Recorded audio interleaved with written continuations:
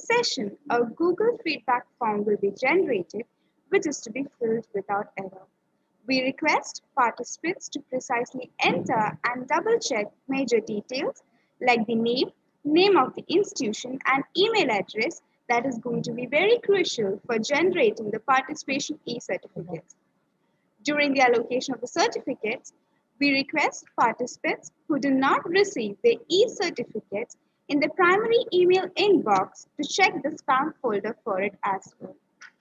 Dear participants, the PowerPoint presentation of the first session of national webinar and the Excel sheet of data cleaning for today's session is forwarded to the WhatsApp groups. If anyone has not received the same, kindly contact the event coordinators. Participants, please note that the chat box will be disabled throughout the talk and will be enabled after some time. So yesterday, we had a detailed session on Introduction to HR Analytics, and today we'll be dealing with the models of HR Analytics.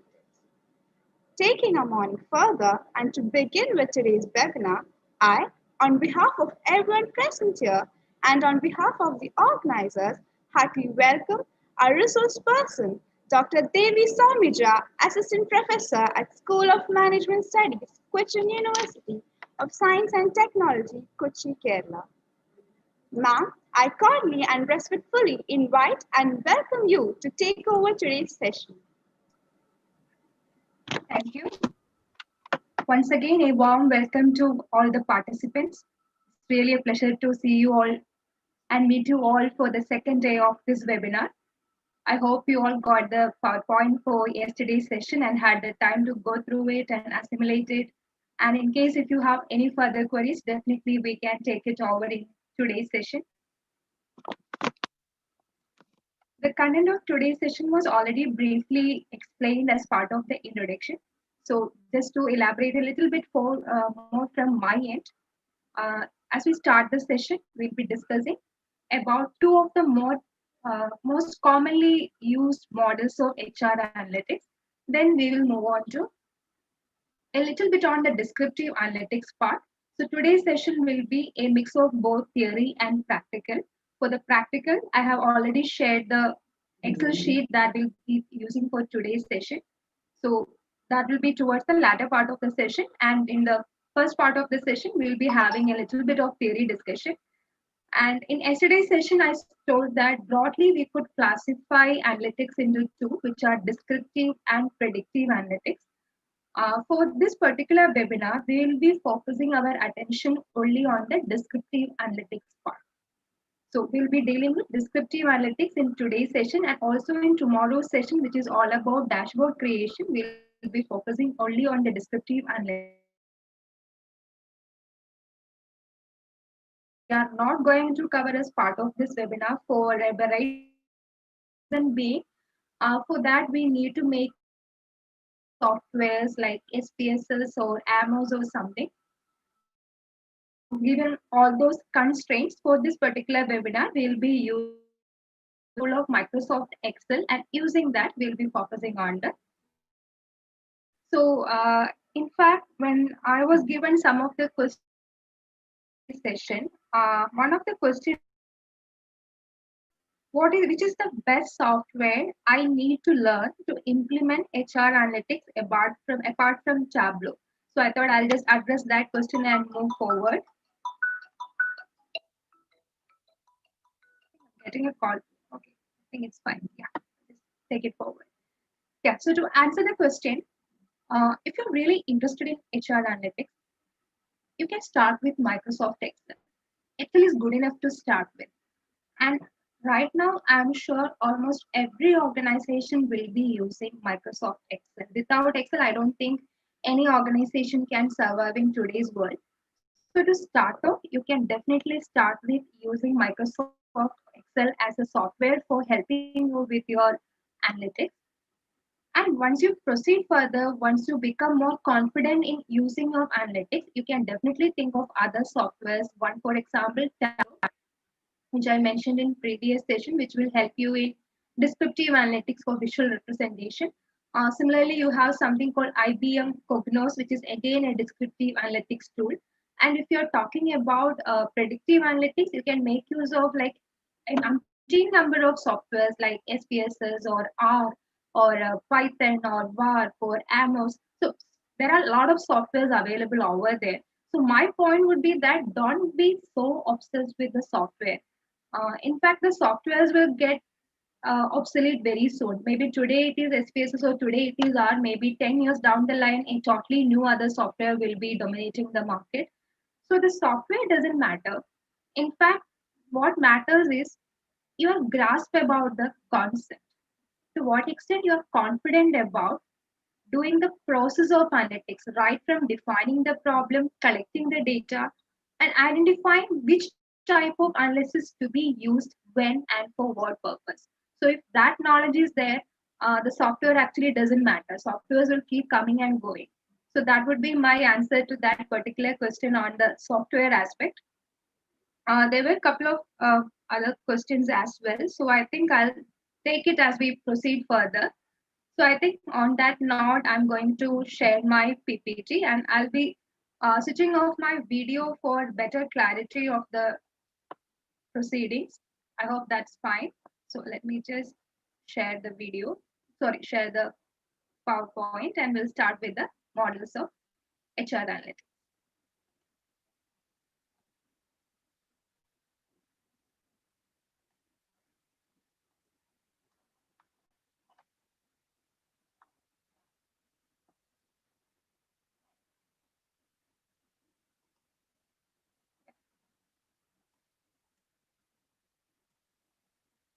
Okay, I hope you can all see the PowerPoint. In case if there is any visibility issue, just let me know.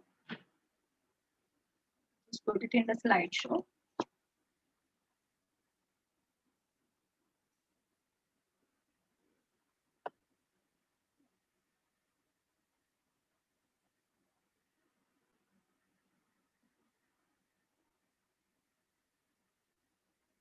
Okay, so as we are starting, I would like to start by telling you a very popular story, which I'm sure most of you might be familiar with. In fact, I have seen this particular story being attributed to many master storytellers. Some people say the story keeping Tenali Raman as the protagonist. Some people say the story keeping Mullah Nasruddin as the protagonist of the story. So it doesn't matter to whom the story belongs to. Uh, Let us focus more on the content of the theory. So from the picture itself, you can very clearly understand the theory, but let me just put it in my own words. So one day, a person was looking for something under a street light, and he had been searching there for around half an hour. He kept on searching and searching. So a policeman was passing by, and he got curious. He went and asked this man, "What are you searching here?" He said, "I'm searching for my gold ring, which I lost." It's like, okay, so when did you lose it? He said, "I lost it 2 hours back." Then the policeman also like helped him in the searching. The both of them continued searching for another 10 minutes till they couldn't find it. Policeman just then went on with his probing and asked him, "Where exactly did you lose your ring?" He was like, actually, I lost my ring 2 streets down this particular street." Policeman was like, "What are you saying? You lost your ring not here, you lost your ring 2 streets down, and why are you looking here?" This guy was like, "There is no street light over there, so I couldn't search for it. This is the only place where there is a street light. That's why I'm searching for the ring here." So it's a very commonly quoted story wherein many of us in our lives, we keep searching for things not at the places where we should actually search for. We keep on searching for things where it actually doesn't belong to. So that's a very critical aspect that we need to keep in mind whenever we are talking about HR analytics. So this particular phenomenon is referred to as street light effect. So research wise, this is referred to as street light effect. It's a type of observational bias wherein people look for whatever they are searching by, looking where it is easiest. Some people also call it as the drunkard research because it's like a drunkard. Drunkard is not very sure where he lost his stuff, so he just keep on searching wherever it is convenient for him. So this is one mistake which many statisticians, which many analysts do whenever they have their data. Instead of doing analytics in the right way, they do the things which are most convenient to them. Again, just to give a very simple example, obviously, like I'm teaching MBA program. So for my MBA students, whenever they have to do a project, I've seen some students coming and saying, "Ma'am, I'm planning to do ANOVA for my project." Then I'll be like, "Why you want to do ANOVA?" They'll be like, "I'm very good at ANOVA. I know how to do ANOVA. I'm really good at it. I'm good with the interpretation, so I'm going to do ANOVA." But are you sure that your problem requires to be done ANOVA? Then they would be at a loss. So many times what happens is we end up doing a particular analysis because we are really good with it. But many times we don't even give a second thought on seeing whether that particular problem can be solved by ANOVA. Is ANOVA the really suitable method to solve that particular problem or not? Many times we try to fit the shoe to the leg. It should actually be the other way around. Depending upon the size of your feet, you should be able to find the shoe. But many times, what we do is we try to do the reverse. I have a beautiful shoe with me. So, whatever is your foot size, you are going to get, you have to wear this particular shoe. So, this particular phenomenon, many people refer to it as straight light effect, or some people call it as drunkard search. So I hope whatever we refer to call it as, the idea behind the concept is very clear. So if a researcher or if an analyst, if they're planning to do like this, then that's not the right way to do analytics. So that actually brings me to the second question that was raised in the yesterday's session. One of the question was, how can we be sure that HR predictive analytics is always correct? So that was the question, and it's a really interesting question. For the reason, it's a very genuine question. So let me say it in the beginning itself, there is no guarantee that HR analytics is always correct. It can go wrong and it will go wrong because if you go and ask any statistician, they will always say their results with maybe 90% confidence, 95% confidence, or maybe even 99% confidence. Statistically, these are the three levels of confidence which are commonly used.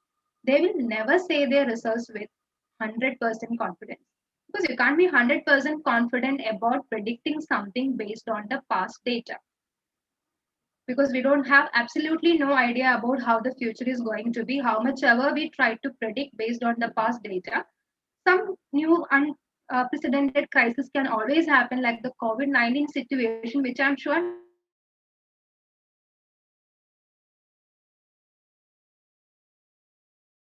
So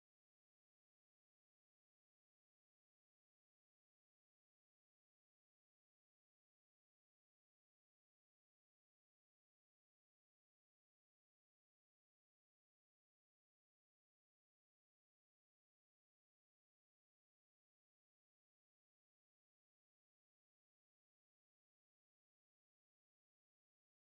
correct if it is based on the past data. Sorry for the inconvenience. We are facing some technical issues. We'll be back within few minutes.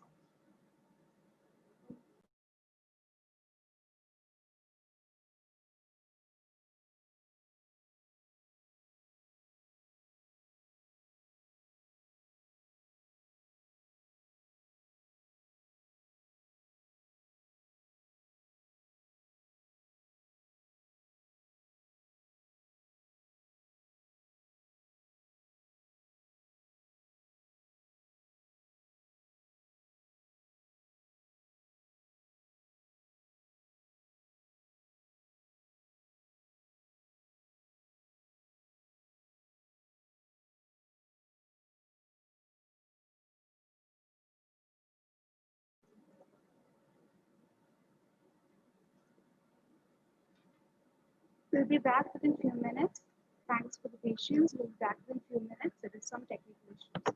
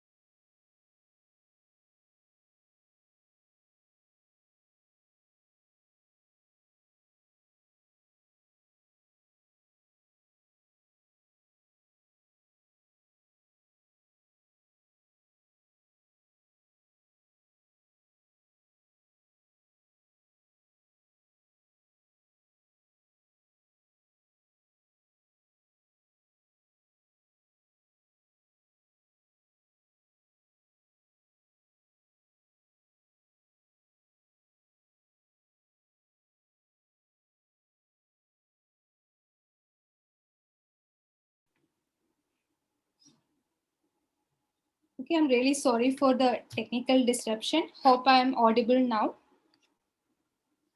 Am I audible? Yes, ma'am. You're Yeah. audible. Yeah, so I'll just continue with my session. Meanwhile, maybe I think it's preferable that you can operate the PPT from there. Yeah.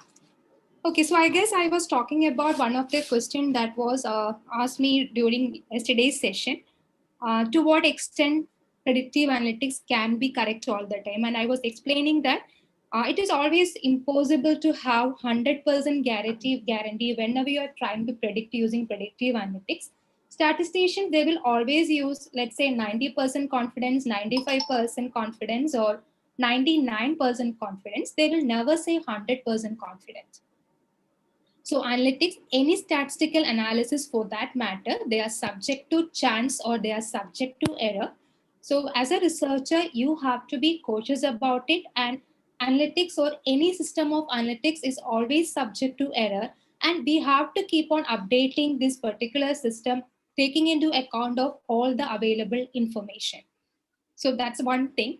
Second thing is, we can always try to reduce the error in our prediction. So that's the reason in yesterday's session why I mentioned quality of data is something which you have to ensure.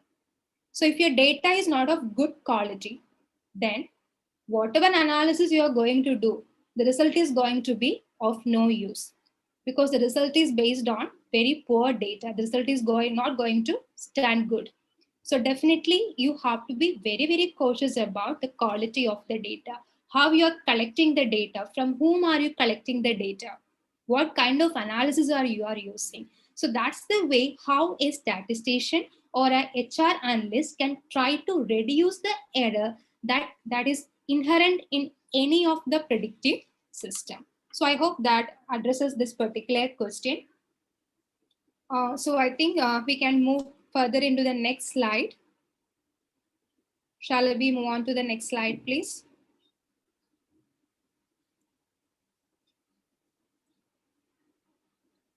Yeah. So the question is, how do a statistician or how do an HR manager ensure that the process of doing HR analytics is done in the correct manner? Is there any framework? Is there any guideline which is there for the statistician or the manager that they could follow in order to ensure that the process is done in the proper manner, process is done in a structured manner so that the chances of error is very limited? So there are basically two theories that or two models which comes handy whenever we are talking about application of HR analytics. So the first framework is something called LAMP framework. So LAMP is actually an acronym, and the people who propose this concept, they say that metaphorically LAMP is something which provides light that will guide the researcher or that will guide the HR manager so that the entire process of doing HR analytics is done in a very structured and proper manner. So this particular model was proposed by Bourdieu and Ramstead, and LAMP is an acronym. So each of the letters stands for one term. L stands for right logic, A stands for right analytics, M stands for right measure, and P stands for right process. So I'll explain each of these dimensions one by one. Logic means, have you understood the problem correctly? What exactly is the problem that you want to address to? So that is meant by having the right logic. In fact, in yesterday's session, there was another question. So I'll take that question and try to address this particular model. The question was, it was about what is the best method to evaluate emotional intelligence among college teachers? Okay, so the question was how to measure emotional intelligence among college teachers. So in order to answer this question, you need to have the right logic. You need to understand, why are you interested in studying about emotional intelligence of teachers? Why are you interested in evaluating the emotional intelligence of teachers? There should be a reason, right? Maybe you think that there is a relationship between the emotional intelligence of the teachers and performance of the students. Or you might think that there is a relationship between emotional intelligence of students and the revenue made by the school. Or you intelligence of teachers and their work-life. So you have to understand, or you have to very clearly, why do you want to study about intelligence of teachers? So that is meant by the understanding the, depending upon what exactly is your question, you can. That's why it is said M stands for right measure. M stands for the right measure. Everything should be timely, it should be reliable, it should be available. Basically, it should be good quality data. And you should use the right analytics. You should use, as I mentioned, just because you are familiar with ANOVA, you should not end up using ANOVA. You should use the statistical tool which is appropriate for that particular problem. And last but not the least, the process should be correct.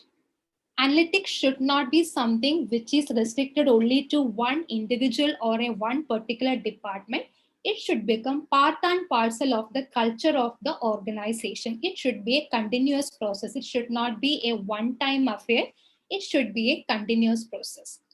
So if I'm taking the example of measuring the emotional intelligence of the teacher, I have to start by thinking, why am I interested in evaluating the emotional intelligence of teachers?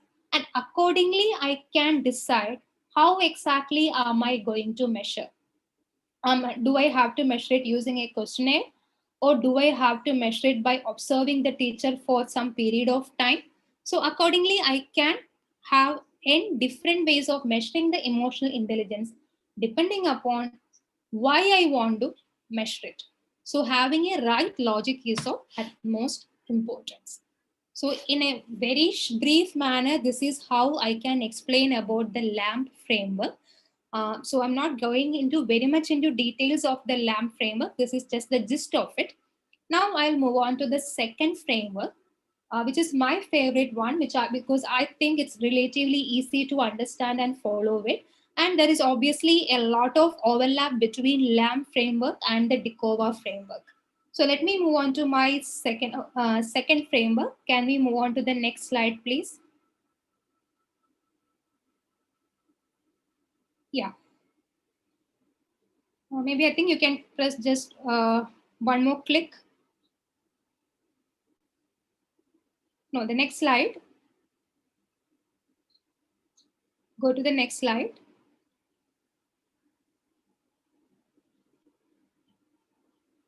So it is known by another acronym, which is DICOVA. D stands for defining the problem. C stands for collecting the data. O stands for organizing the data, which is basically data cleaning. And V stands for, maybe if you just do one more mouse click, you will get the next two acronym expansion.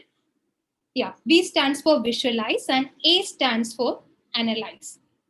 So this is called as the DICOVA model of doing analytics. So again, D stands for defining the problem, which is very much comparable to the logic in the LAMP model. Second one is collecting the data, which is comparable to the M in your, M in your LAMP model. And organize is also comparable to the M in your LAMP model. Then you have visualize and then you have analyze. So now we are going to see what is meant by each of the stages. We are starting with defining the problem. So I said you have to define the problem correctly. So we'll start by taking one example and see how the problem can be defined in a proper manner and what are the challenges in defining the problem. Yeah. Shall we move to the next slide?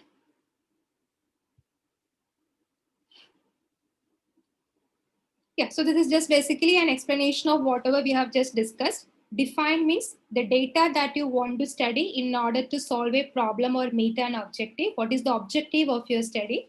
C is collecting the data from appropriate sources, sources which are reliable, sources which are authentic, sources which are updated, organizing the data by cleaning the data in a proper manner, visualize the data by developing the charts, and analyzing the data to reach conclusion and present those results. Yeah. So I think we can move on to the next slide and see what is defined. Okay.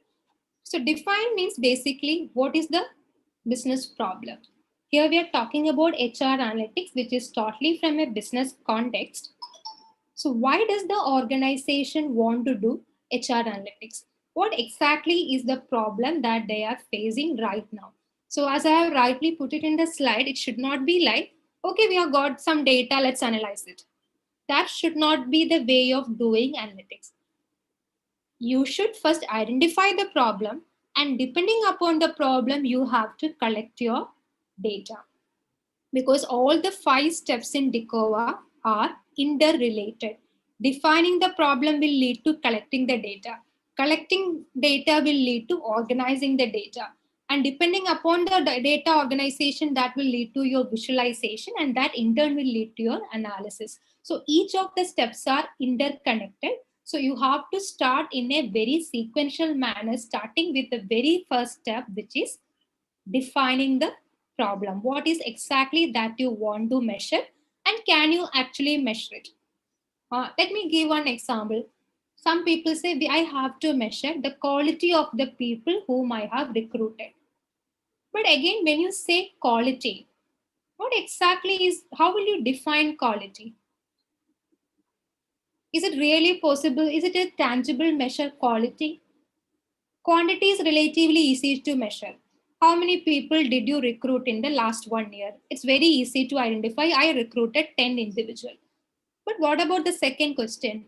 How is the quality of these people?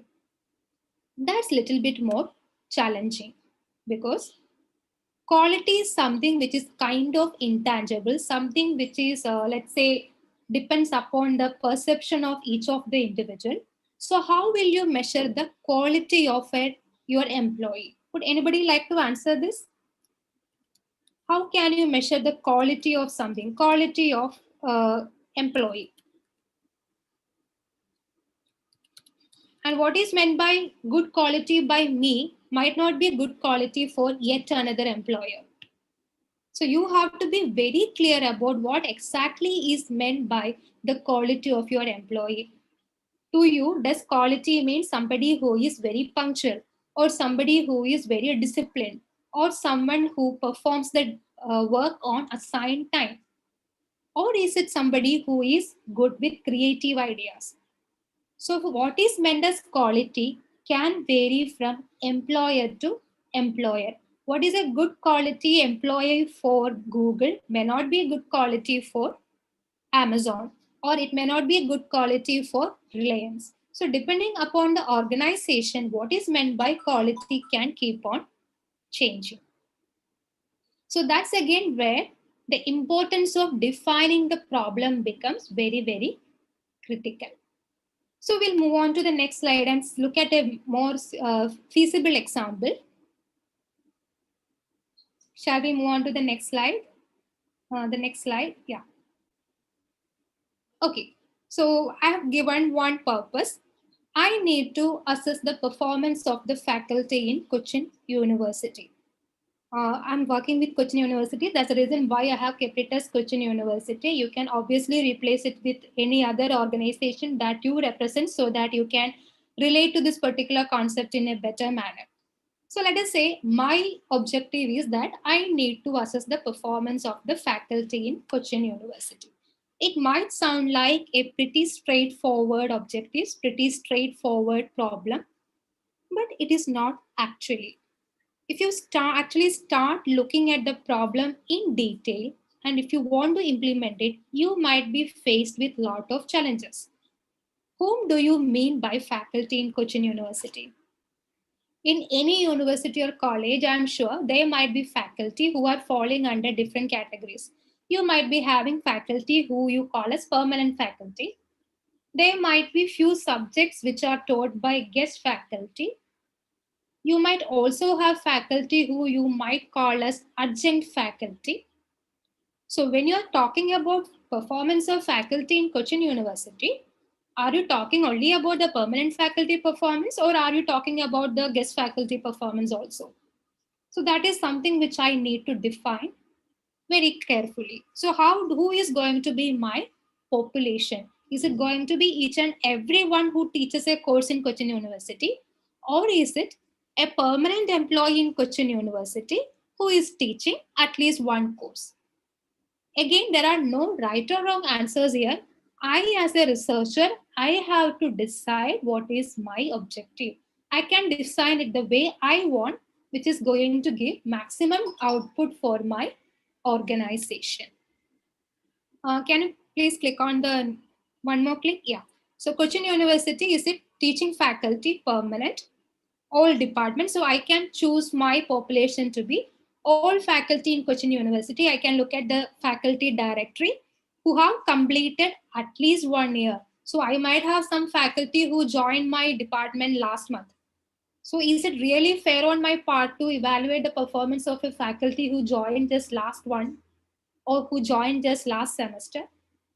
It's not fair. So maybe I have to put some inclusion criteria. I'm saying only those faculty who have completed at least 1 year.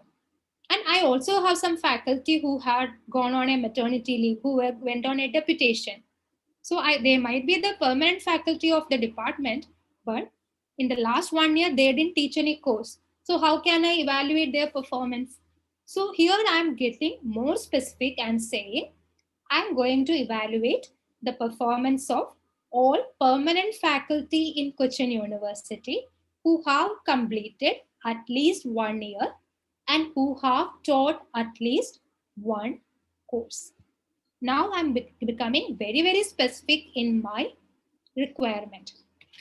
Then again, I can be faced with multiple problems because in Cochin University, we have different departments. We have different courses. For example, we have School of Engineering, which is offering both BTech and MTech programs. Whereas we also have departments like Physics and Chemistry, which is offering only a master's program. So the engineering faculty can say, we teach BTech students, which is much more challenging than teaching a master's students. I'm teaching in management department, which is offering only a master's program of MBA.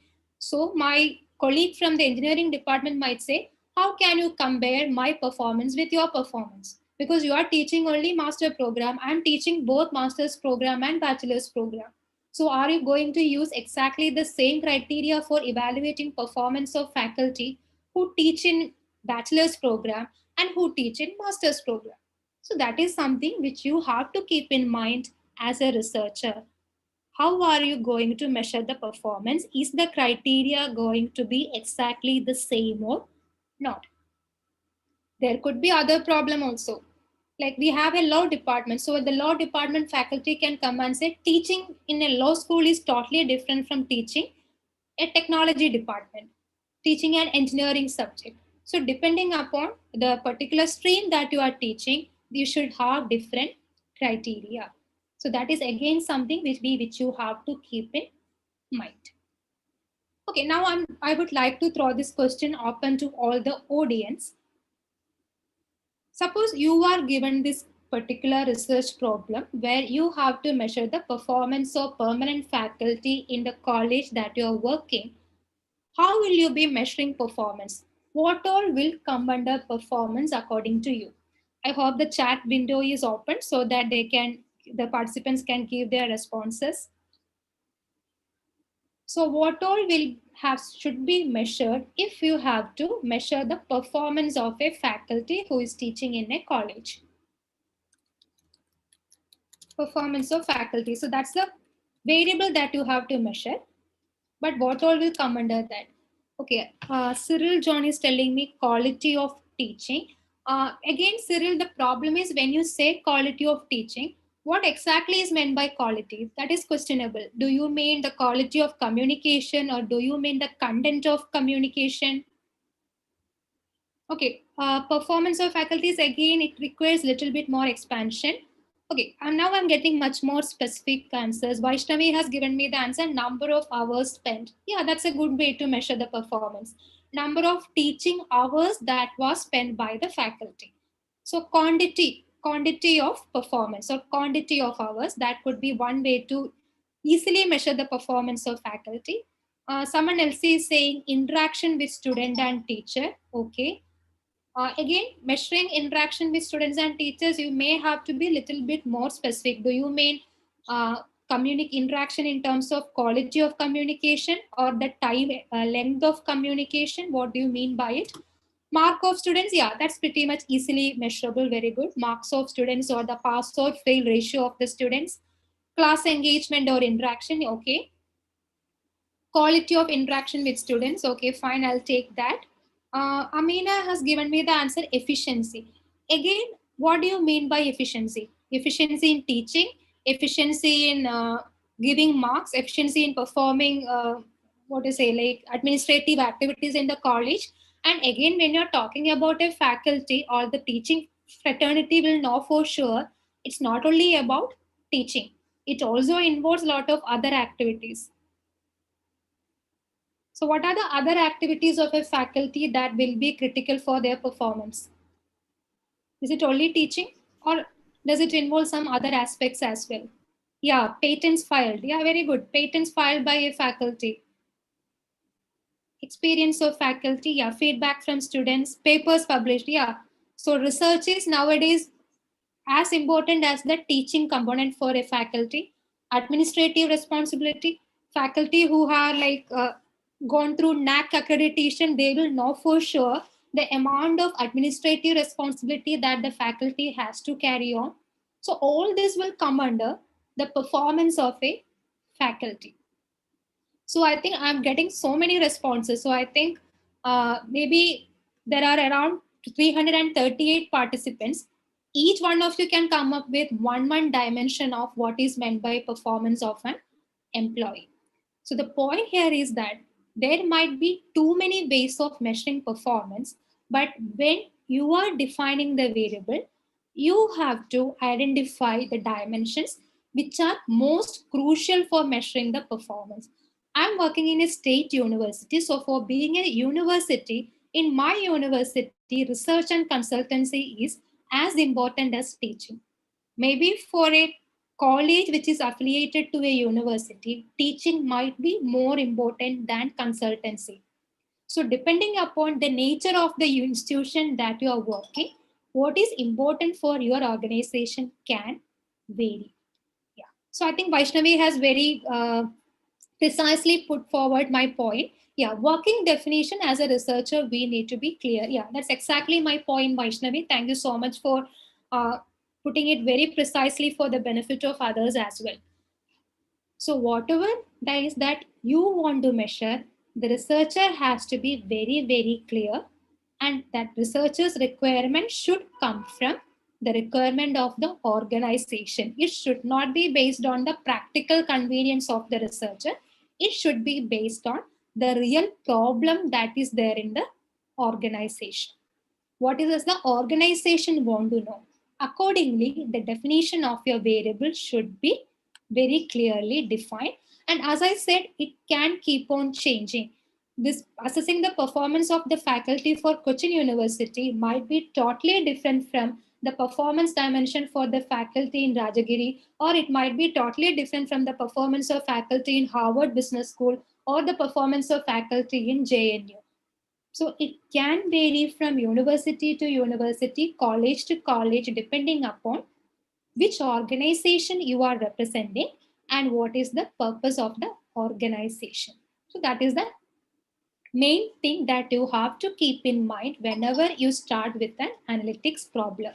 Identify the problem very clearly and define your problem very clearly. I hope like the concept of what is meant by defining DECOVA is now clear to you all. Shall we move on to the second stage, which is collecting of data? Yeah, so, okay. Just the previous slide, there was one last point. Yeah, so here I have just noted down some of the ways to measure performance in teaching, but you have actually given me many more responses. So I think that is kind of understood. Yeah, please move on to the next question. Next slide, please. So this is one example. Again, this is trying to represent the concept in a more research point of view. People, I'm sure students who have studied research methodology might be familiar with these terms. You should have a dependent variable or the Y variable, which is what you want, which is also referred to as the outcome variable, the one which you are trying to predict. And there might trying to predict the dependent variable. If you take the example of the performance of a faculty, you are dependent variable and independent variable number of hours taught, the marks scored by the students, or experience of the faculty, publication, all that will become the variables. Okay, we can move on to the next slide. Next slide, please. Yeah. Now we part which is collection of data. So now I have understood this is my problem. I have defined my problem correctly. I want to measure the performance of faculty in Cochin University. But from where am I going to get the data? What are the possible sources of data that are available to me? So there could be multiple sources of data. Primarily, we usually talk about primary data and secondary data.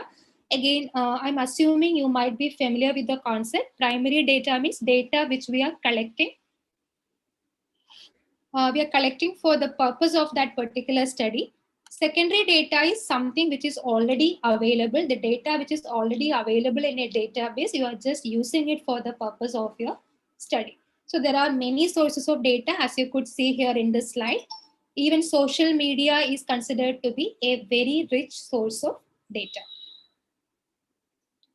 Can we move on to the next slide? Yeah.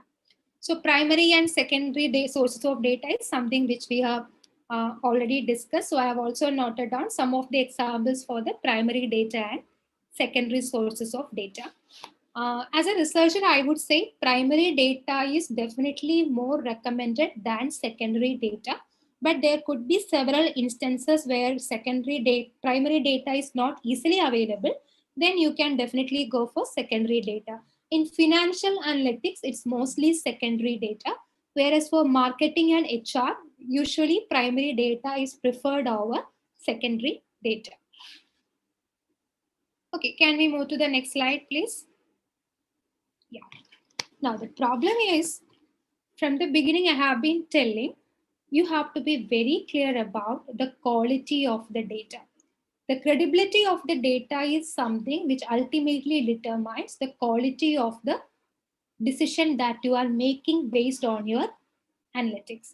So if the data lacks credibility, then whatever else you do, it's going to be a downfall.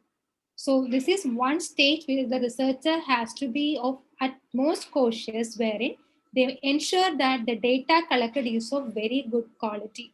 And as I rightly said in the last session also, don't think that the software is like a magic box which will come out magically with solutions for all your problems. That's not the case.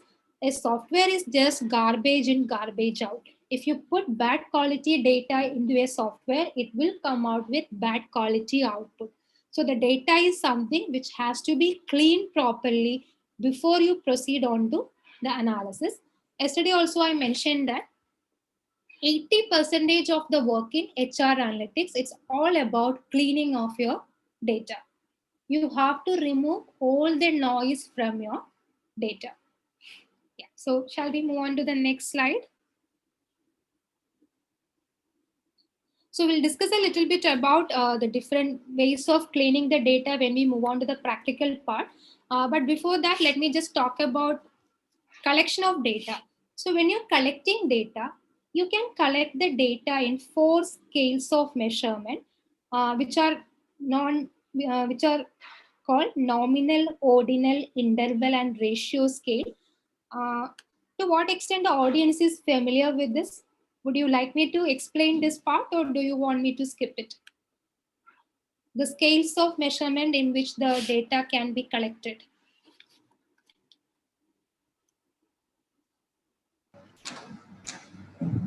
Ma'am, it will be good if you give a basic understanding. Okay. Okay, I think some of you might already be familiar with it. So for those guys who are already familiar, you can just add on any point if you would like to. But for the benefit of people who are not familiar with it, I'll just try to explain it in a very simple manner.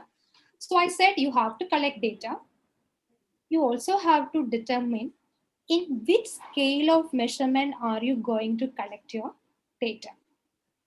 So in research, we talk about, there is some noise coming in. I think someone's microphone is on. Yeah. So there are 4 scales of measurement. The first one is nominal scale. Second is ordinal. Third is interval. And fourth is ratio scale of measurement. So to give you a very simple example, suppose you want to travel to Delhi. You are going to a travel agency and you want to book a flight ticket. And the travel agency person is asking you, in which airline do you want to book your ticket? So which are some of the common domestic airline? Can you just name it? Some of the common domestic airline names? Yeah, Indigo. You have Indigo, SpiceJet, yeah. Air India, Go Air, yeah. I think that's enough. So you have given me the names of 4 or 5 domestic airlines which are available for you to book your ticket from. So what is the scale of measurement for the names of the airlines? You have given me the name Indigo, SpiceJet, GoAir, and Indian Express. And if I'm asking you these names, to which scale of measurement do they belong to? Do they belong to nominal, ordinal, interval, or ratio scale?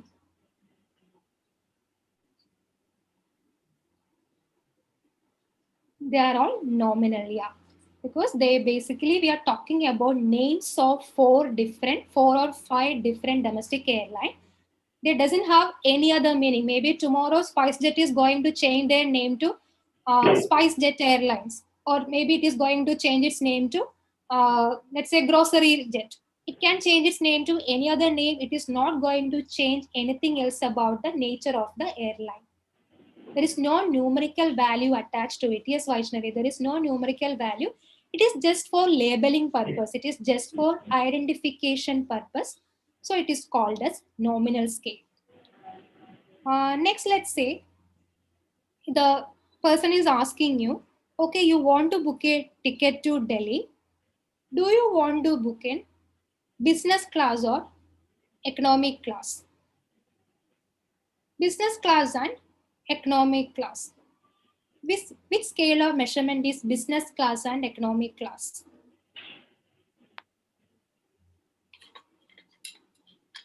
It's actually ordinal, because we know that economic class is inferior to business class, or you know that business class is more expensive than economic class. We are named it as economy and business class, and at the same time, there is an order in which you can arrange these classes. If you are arranging it in ascending order, there is a value attached to it. So definitely business class is of higher value than your economic class. So that is called ordinal scale of measurement. Then the travel agent is asking you, okay, so how long is going to be your journey? You are saying my trip is going to be for 5 days and I haven't yet decided on my dates. So he's giving you the option. Do you want your journey to be from February 1st to 5 or from February 6 to 10? 1st of February to 5th of February, or 6th of February to 10th of February, or 11th of February to 15th of February. Which scale are we talking about now? Here we are talking about interval scale of measurement, because here we are talking about equal intervals. All the example which I gave, 1st to 5th, 6th to 10th, and 11th to 15th, all are having equal interval of 5 days between them. Okay, I'm getting a message. My voice is breaking. I'm not sure how that can be sorted.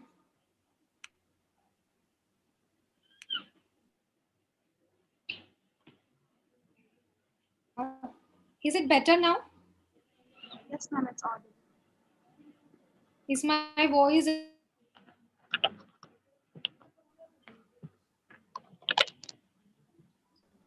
Ma'am, it's breaking a little bit. How is my voice now? Can one of you just Yes, ma'am, give it's me a clear. feedback? Is it better or is it still? Yes, ma'am. It's clear. Okay, thank you. Okay, now, yeah, thank you. So you are decided on the date, 1st of February to 5th of February. You have booked your both around the trip ticket, and they are saying, okay, ma'am, now you have to pay an amount of 25,000 rupees. So when you are saying rupees 25, are also saying you can carry a weight luggage up to 20 kg.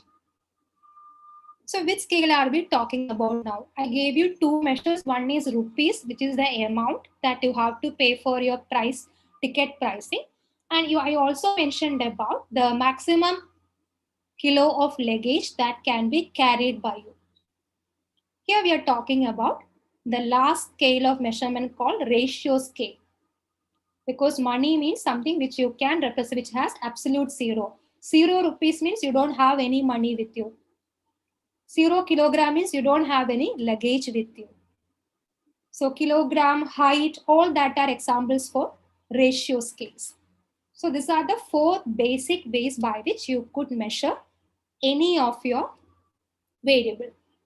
And if you measure something in ratio scale, you can always convert it back to lower scale of measurement.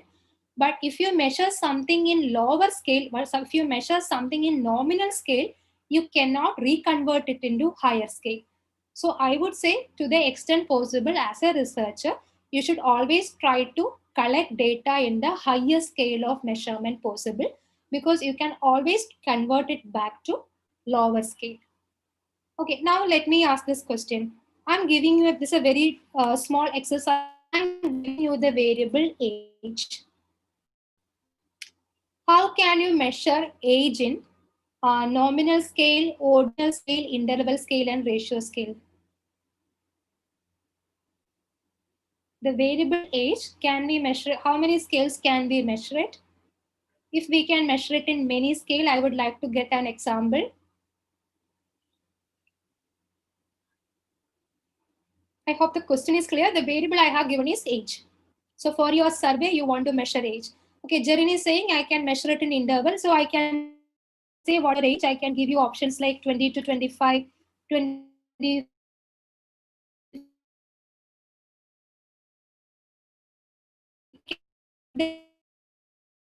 Age in some other scale as well.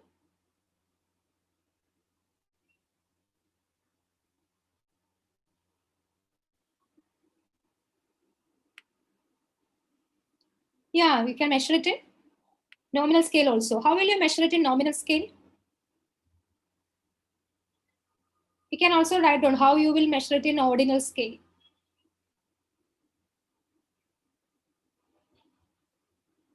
Yeah, minor, major. You can say whether you are, let's say, child, adult, senior citizen. So when I'm saying child, adult, senior citizen, which scale are you measuring? You can measure age in child, adult, or senior citizen. Here I'm talking about, that's actually ordinal scale. Child, adult, and senior citizen is actually an ordinal, because child is definitely younger than adult and adult is younger than senior citizen. You can arrange it in an order. So child, adult, and senior citizen will be an example for ordinal scale. When you are looking for your insurance, when you are, okay, male or female would be an example for nominal scale. Yeah, correct. Suppose you want to take medical, how will your age be measured for medical insurance? Do they ask for whether you are child, adult, or senior citizen, or do they ask for some specific information? Or when you join for your job, or when you apply for, let's say, election card, voter's card, they will ask for the exact date of birth, right? Exact date of birth, wherein you can say you are, let's say, 25 years, 12 days, 1 month, and 12 days. Here we are talking about ratio scale. So a single variable called age itself, you can measure it in any scale of measurement. So you as a researcher has to determine in which scale do you want to measure that particular variable. So that's about how you can collect your data. So I hope the level of measurement is something which is very clear to you all, because this is something which is quite detrimental when you move on the analytics part also. If you don't know in which scale you have measured your variable, then you will not be able to decide which type of analysis you are going to use. Okay, now we can move on to the next slide. That is, I think, again, a explanation of the scales of measurement. Can we move on to the next slide, please? Yeah. Okay, in this slide, you can see, depending upon the level of measurement, the statistical measure that you can use will vary. The visual representation that you can use will vary. Again, I'm assuming all of you are familiar with what is meant by measure of central tendency and measure of dispersion. Can one of you quickly tell me what are the measures of central tendency?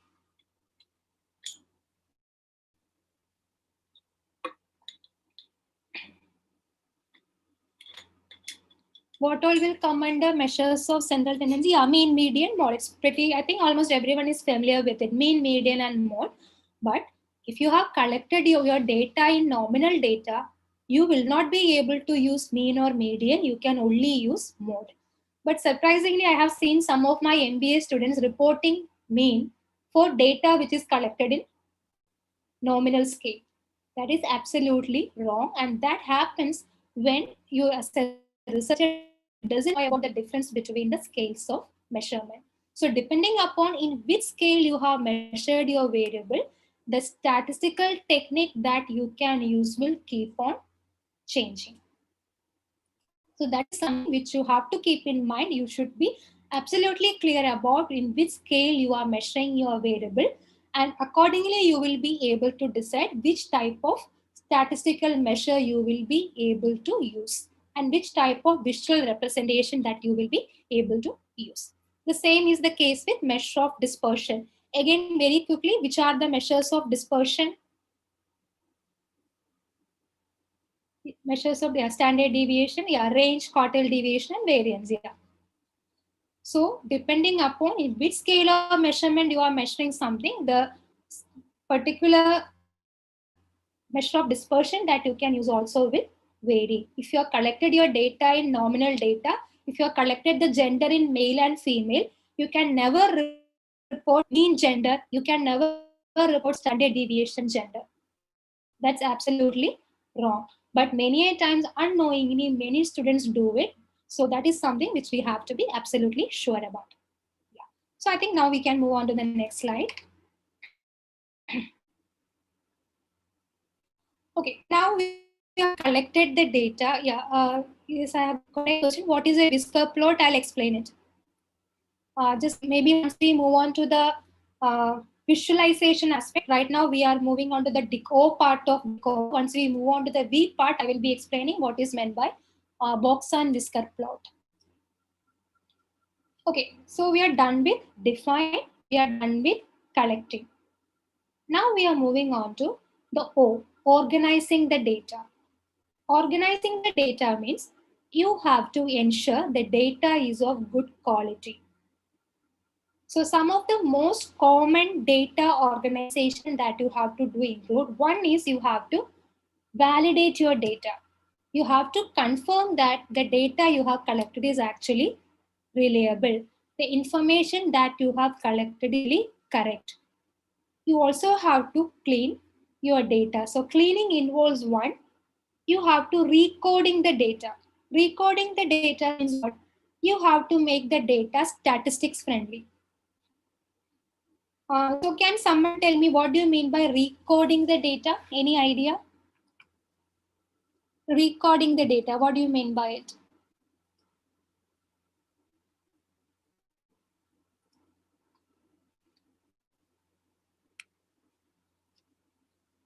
I think someone mentioned that, making it easy, reframing and rephrasing. So one of you can measure your gender as male and female. Male and female is something which is in alphabets. It's in English. It's in alphabet, string data. And you cannot do any kind of statistical analysis with alphabet. You have to convert the alphabet into number. So recording the data means basically converting alphabetical data or data in any other format into a number format so that we can use it for any further statistical analysis. So that is called recoding of data. In the chat box also, I can see many of you are familiar with it. That's a good news. Then you have to take care of outliers and extreme value. What do you mean by outliers and extreme values? Any idea? Outliers and values. In any data set, when you get it, first you have to check it for are there any outliers or extreme values. Extreme high value, exactly. So just to give one example, in School of Management Studies where I'm teaching, we have quota for people who have served in Army, Navy, and Air Force. So we do get people who are maybe in the age group of 45 and 50. Our average suppose I want to find out the average age of MBA students who want to join SMS. Most of our students are in the age group of 20 to 25. So if I'm planning to take an average age of my MBA batch size, it will definitely be somewhere in between 22 or 23 or 24. But last year, I had a student, a colonel, who had joined for MBA program and his age was 52. So if I'm including him in my data set and calculating the average age of my MBA batch, what will happen? Suppose I have 30 students, all the 29 students are in the age group of 20 to 25. I have one single student who is having the age of 52.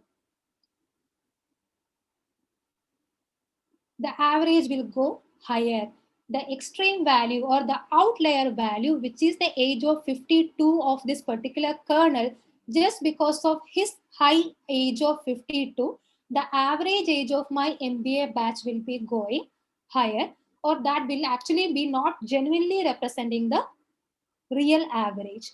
So whenever you are having extreme values or outliers in your data set, you have to adjust for them. You have to remove them if needed. Again, that's the prerogative of the researcher.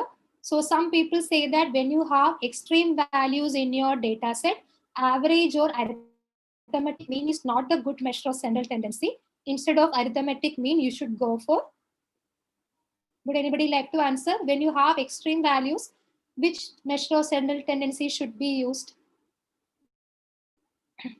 Yeah, median is a much more preferred measure of central tendency than average or arithmetic mean when you have values in your data set. Then the fourth is missing data. Missing data means whenever you are collecting data, sometimes you might be giving a questionnaire with 25 questions. Your respondents have answered only 20 questions. 5 questions would have left blank by them. So how do you the missing data? Can we move on to the next slide, please?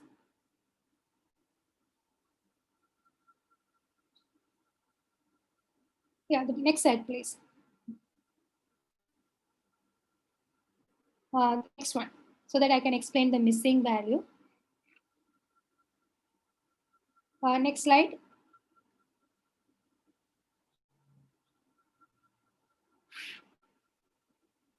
I think one more slide.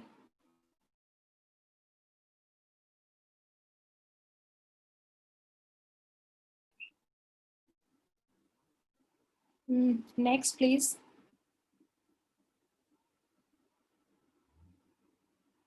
One more.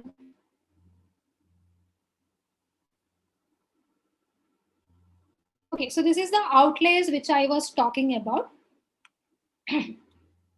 So here you could see the value. So you have, when you are having a data set, outliers are something which is something considered to be an anomaly. So outliers is something which as a researcher you may have to eliminate from your data set so that the data will be more or less normal in model.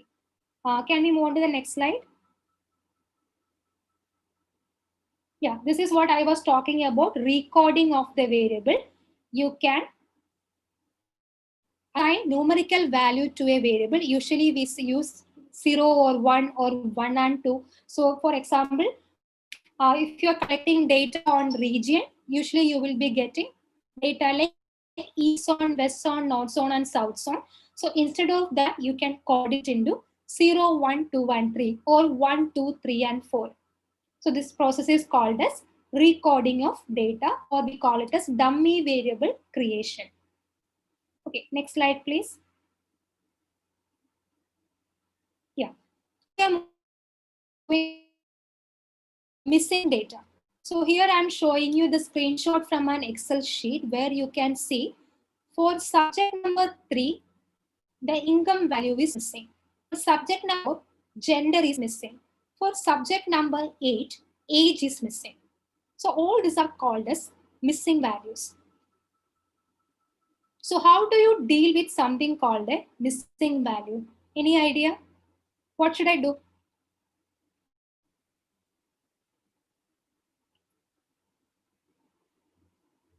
One thing I can do is I can delete the respondent who has given me with missing values.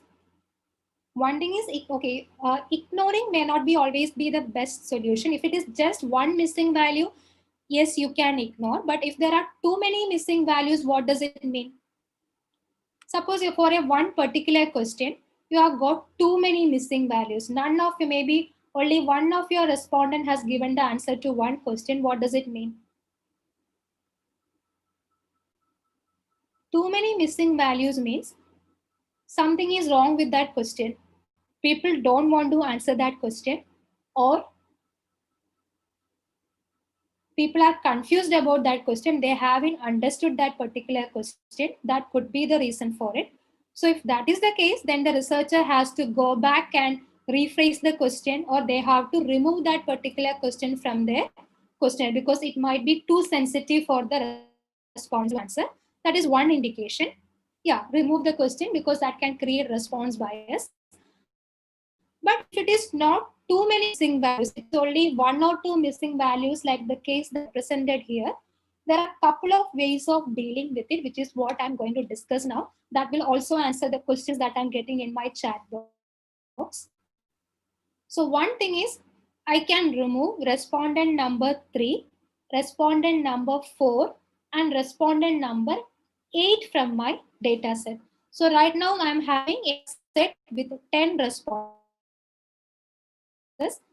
Remove all those students who have given me missing values. So I can remove respondent number 3, respondent number 4, and respondent number 8. This is called as list-wise or case-wise deletion. You are removing who have at least one missing asset. So that is an easy way to deal with it. So you are ensuring the reliability of your data. You can easily, happily do it if you are with a student population, which is very easy to collect the data. But what if you are dealing with a data from, let's say, people who have gone to space? Altogether, how many people would have gone to space? Only very small percentage, right? So if you are removing with great difficulty, you have counted all the people who have gone to space and collected data from them. And after that, realizing there are some missing particular data because you have collected the data with so much of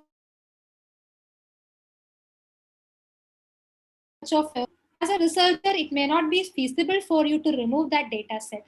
So in that case, what you can do is you can go for pairwise deletion. Can we move on to the next slide? You can go on to something called pairwise deletion. So in pairwise deletion, what I can do is, suppose I want to find out the relationship between age and income. Responses given by respondent number 3 and the respondent number 8. I'm not deleting them from my entire analysis. Only for the analysis between age and income, I will remember 3 and respondent number. Then I want to do another analysis to find the relationship between gender and income. Then I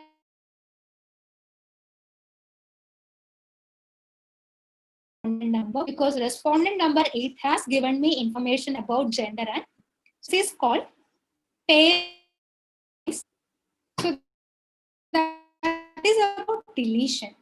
Then we have one more technique which is called substitute. Right, please.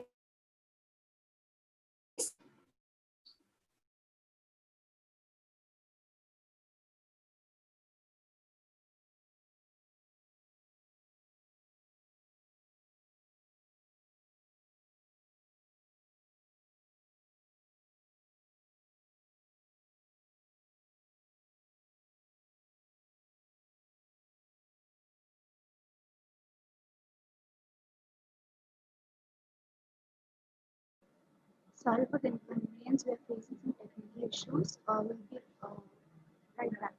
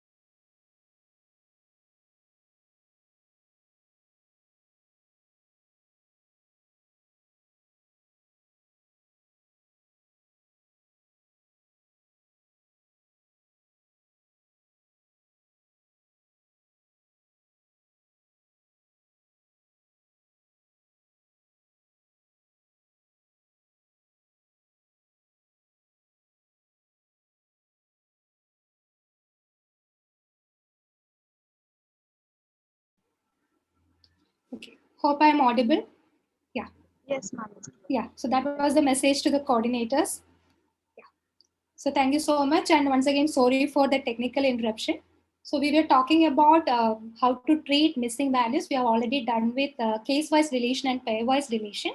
And we were moving on to the next part, which was substitution. So I would like to move on to the next slide.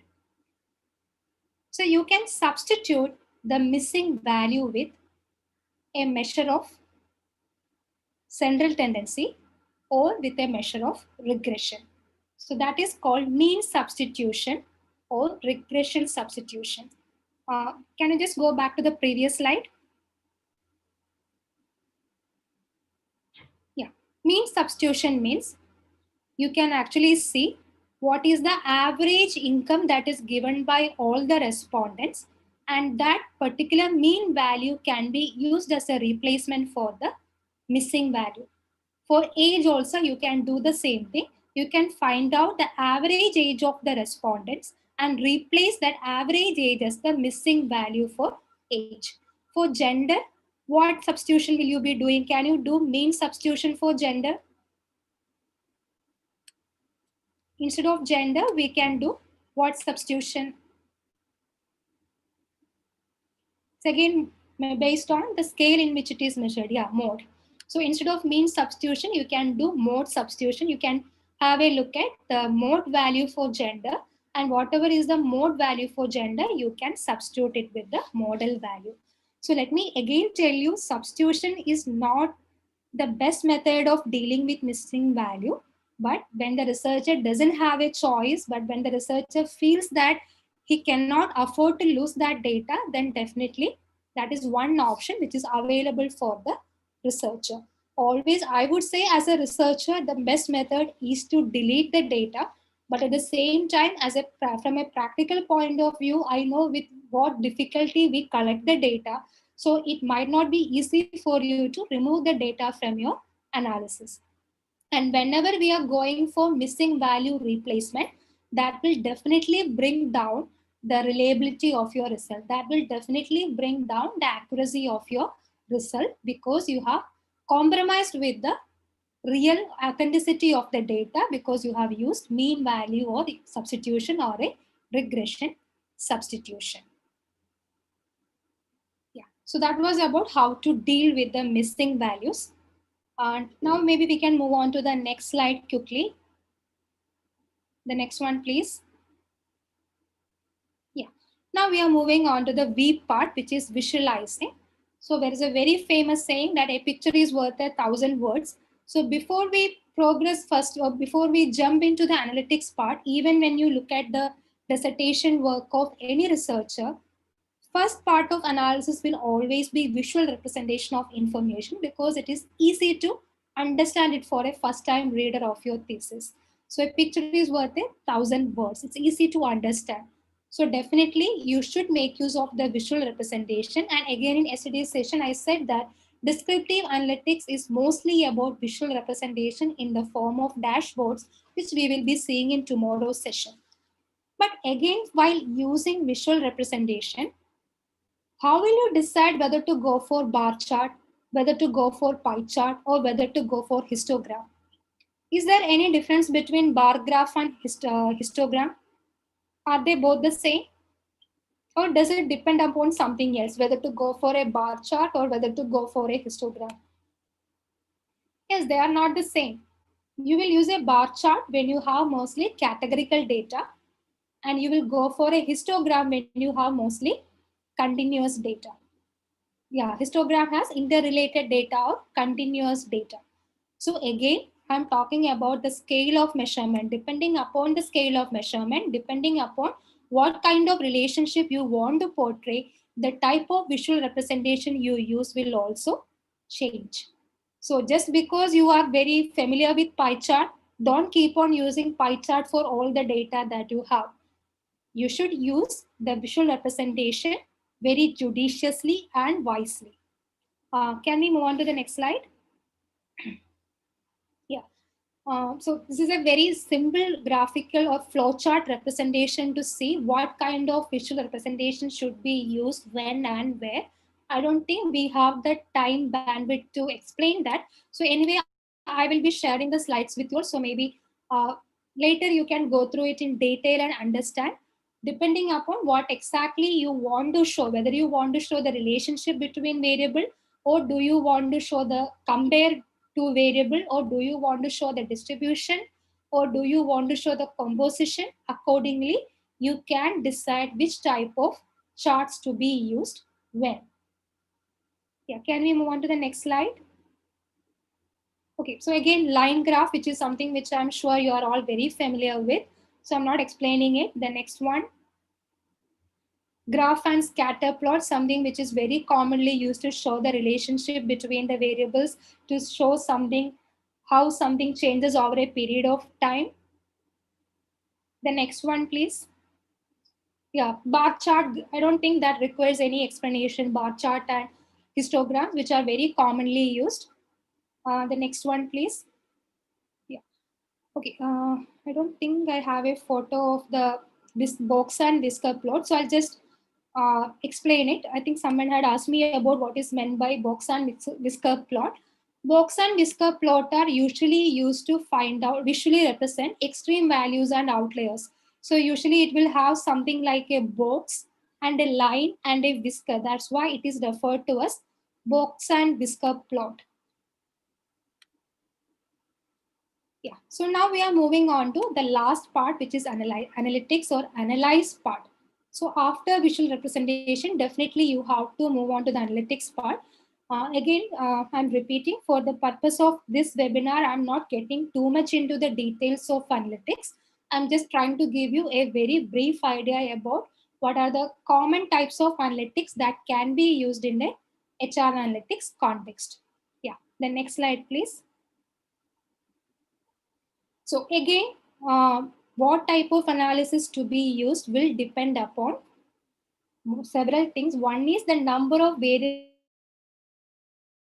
that you are having. So are you talking about a one single variable, let's say satisfaction of employees, or is it bivariate like satisfaction and the salary of employees, or is it multivariate like satisfaction, salary, and the work status of the employee? Accordingly, you will have different type of analysis to be used. You can also have data analysis classification on the basis of classification of variable, which are dependence method or interdependence method. You can also have different type of analysis on the basis of the nature of population. Is it parametric or non-parametric? Again, would anybody like to explain what is meant by parametric and non-parametric? Parametric and non-parametric?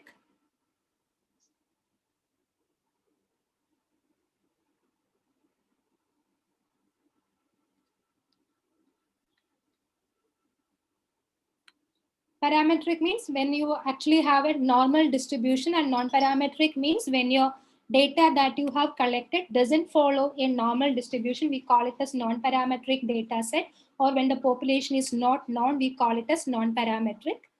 Then based on the type of inquiry, is it an exploratory study where you are just trying to explore the situation, or is it a confirmatory study wherein you are already having a theory with you? Somebody else has already proved the theory, let's say Maslow's hierarchy theory of motivation, which was done by Abraham Maslow in the US context.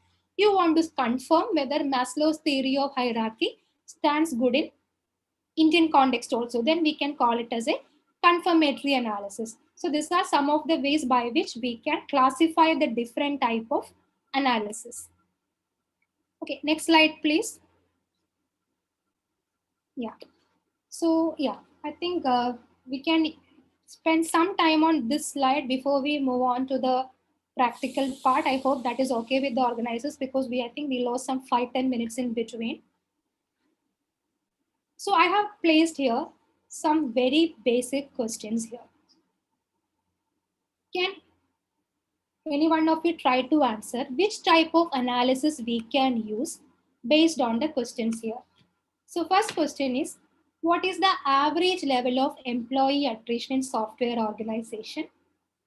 Second question, are there differences between organizations in the software industry in terms of their degree of employee attrition.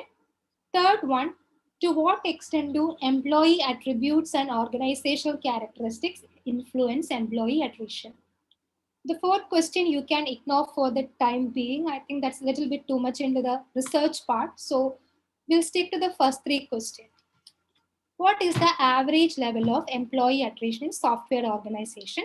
And I'm making it easy for you. I'm telling you, the industry statistics say that the average level of employee attrition in software organization is 10%. I think I got some answers. Yeah. For one, we can use descriptive analytics. Second and third one, yeah, definitely we can go for inferential analytics. Yes, Dr. Lali, that you're very right. Now, to break it a little bit more, what kind of analytics can be used? I'm saying the average level of employee attrition in software sector is 10%. Imagine you are an employee who is working with Infosys. You want to answer the question whether the employee attrition is in Infosys, is it higher than average employee attrition in software organization? I hope my question is clear. You want to see whether employee attrition at Infosys is higher than average industry attrition. That's the question. What kind of analysis can be used? And I have already given you the average industry attrition is 10%.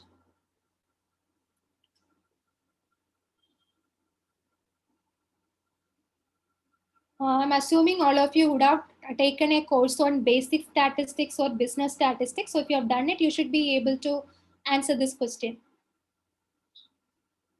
So not actually predictive because we are already having the data with you. We are trying to see whether the attrition rate of Infosys in the last 1 year, is it higher than the average industry rate?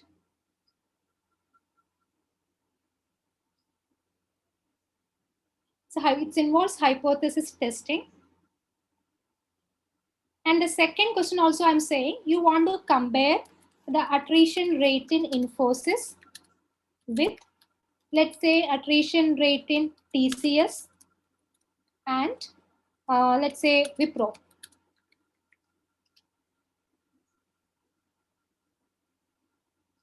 So what kind of analysis can be used here? It involves hypothesis testing. And let me also say, give you one more clue. It involves a type of t-test. That's the clue. What type of t-test? Yeah, it's parametric test for sure. What type of t-test can be used for the first question and what type of t-test can be used for the second question?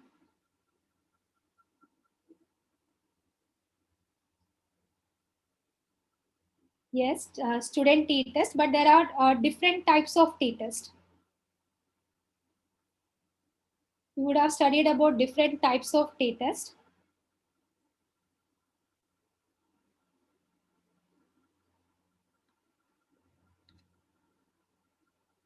Anyone from the audience, or am I jumping the guns in assuming that you are all familiar with the t-test?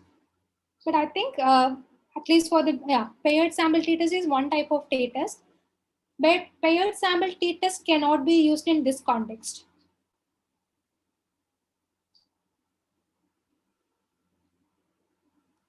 Yeah. Okay, Pooja has given me the answer. Independent sample t-test can be used. But for which one? For first question or for second question? Yeah, F-test can also be used, Vaishnavi. We can go for one-way ANOVA for the second question. So it could be independent sample t-test. It can also be F-test or one-way ANOVA, correct? What about the first one? First one is a type of t-test, but it's not independent sample t-test. It's another type of t-test. It's actually one sample t-test. Yeah, I think Jaren has given me the answer. Very good, Jaren. It's actually one sample t-test. Why one sample? Because you are taking only one sample, which is sample from Infosys. You are comparing the sample from Infosys with the population, which is the average industry. I hope that my answer is clear to you, Vaishnavi. In the second phase, we are taking multiple sample. We are taking sample from Infosys, we are taking sample from TCS and Wipro. So we are having multiple samples. Yeah. What about the third question? Industry is selected as the population. Industry is your population. Sample is one single organization you have taken. In this case, I had given Infosys. Industry is your population. You are comparing sample with the population.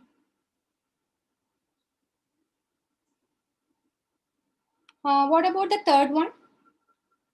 The third question.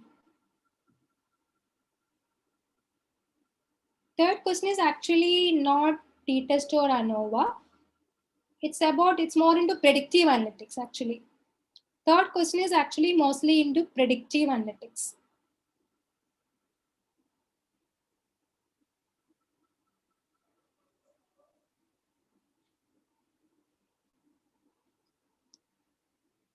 You're trying to see the influence on organizational characteristics and employee attributes on employee attrition. So you're having correlation. Yeah, Pooja has given me the answer. Correlation can be used. Actually, you can extend the correlation into some other analysis also. Regression. Yes, Dr. Lali. We can actually use regression for the third type of research question. Yeah. So in fact, if I have to explain this, get into the statistical part, then it will take totally a lot of time. So we might need separate sessions for that altogether. So as I had earlier mentioned, I'm not getting too much into the predictive analytics part. This is just to give you a very brief idea about what all can come under analytics part. So this is a very detailed process analytics itself. So I'm not getting into the details of it. So I think with that, we can stop with our presentation and we can move on to our practical session, which is cleaning of data. So I think you can stop the PPT and can you, okay. Just give me a second to download my Excel.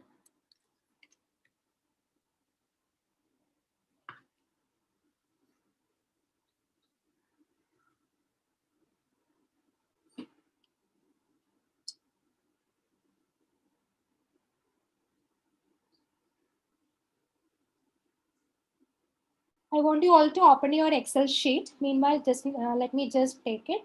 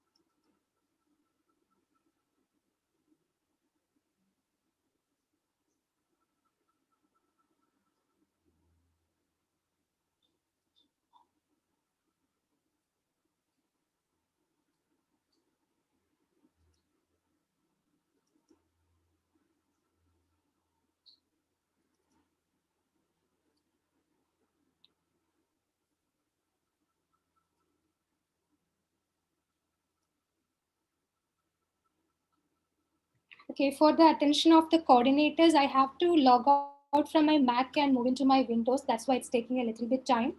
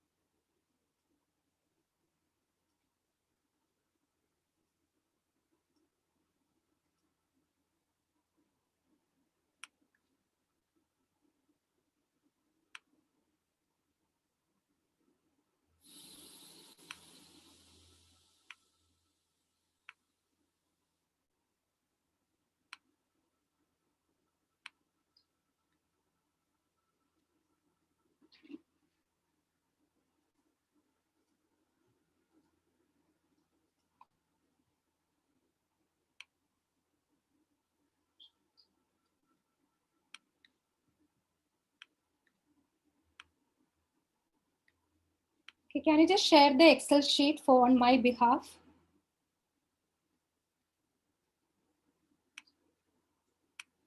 Or can you just enable me to share the screen?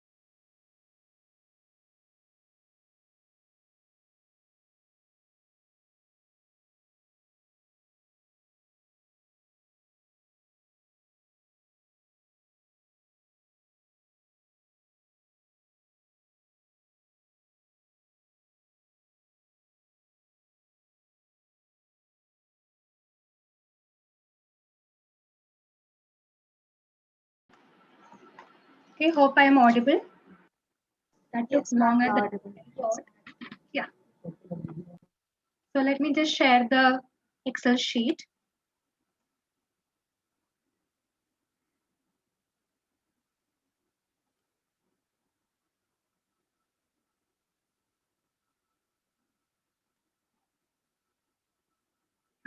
So I hope you can all see the sheet which I have shared with you, and most of you are ready with the Excel sheet. So as you can read here, a leading B school with campuses in Chennai, Bangalore, and Delhi wants to check the effectiveness of different pedagogies of management education. Over the last 1 year, they have tried several training methodologies like classroom lecture, uh, case study, OBT, group discussion, simulation, case study analysis, and so on. A survey has been conducted among 42 selected students across the 3 campuses to measure the effectiveness of different pedagogy. The results are given in this particular Excel sheet. The effectiveness was measured on a rating scale ranging from 1 to 10.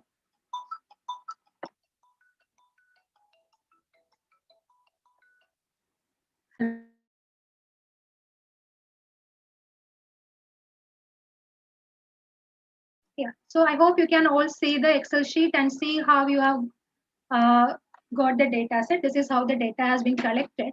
But now I want to clean this particular data set.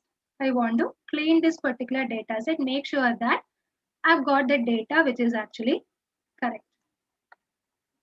So in this particular data set, which is the unique ID? Is there any data which is considered to be unique? Something which cannot be repeated by anyone. Something which is unique. Look at all the column headings. What is that one information which is unique?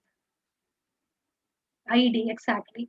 So for any organization, ID is something which is unique for each of the employee. There can never be two individuals with the same employee ID. So first thing that you have to ensure is that there are not any duplication of information. So what you have to do is you have to choose that particular column which is unique in nature. In this case, it is ID. You can choose it. Then you have to click on, there is an option called remove duplicates. You have to click on the remove duplicates option. Yeah, you have an option called remove duplicates here. Just click on there.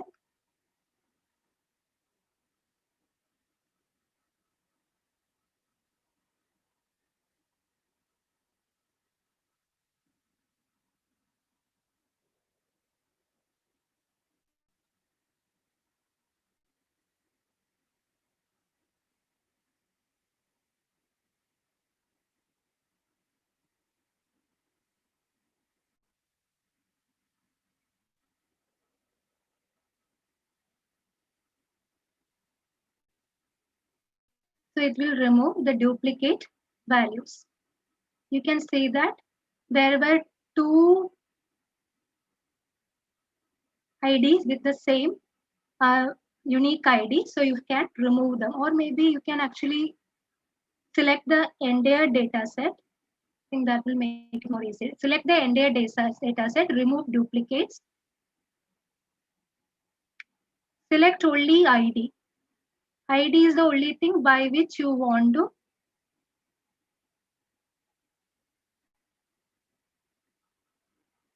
remove duplicates. Click OK.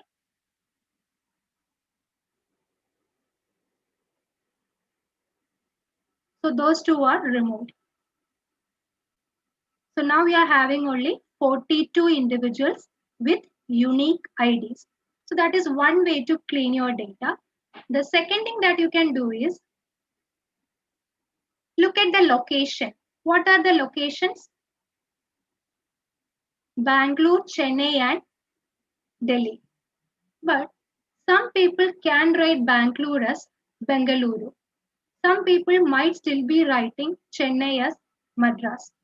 So you want to make sure that this particular information called location, it is given only in the particular format that you want the information to be in. So what you can do is you can go for validation. You can go for validation in order to make sure that the location is there only in the particular way you want the information to be in. So you can go for data validation. Go in data validation.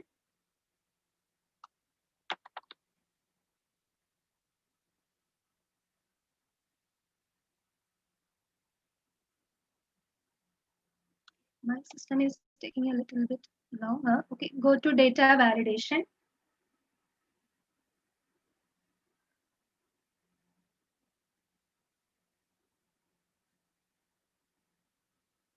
So here you can give the options which you want to validate. So I'll show it to you again. Choose this location, go to data validation. How do you want? You want this data to have only one particular list. So choose list. And where is your source of list? In sheet 2, I have already given. If you go to sheet 2, I have already specified the list of locations, Chennai, Bangalore, and Delhi. So that is my list. So I click on that, click OK.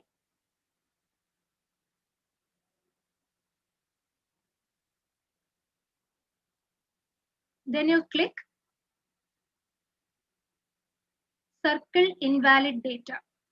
So now you are having all those values which are not written as Bangalore but as Bengaluru that are being circled here. So do you want me to repeat this step? How it was done, or is it all clear? Data validation. Is it clear how we did it? Yeah, I'll repeat. I'll take gender now. Now, gender is something which you want the answers to be in either male or female. So in my sheet 2, I have already specified the list in which I want my gender to be. I want my gender to be as given either male or female. So I'm going back to my sheet 1. I'm choosing gender, my column called gender. Then I'm clicking on data validation.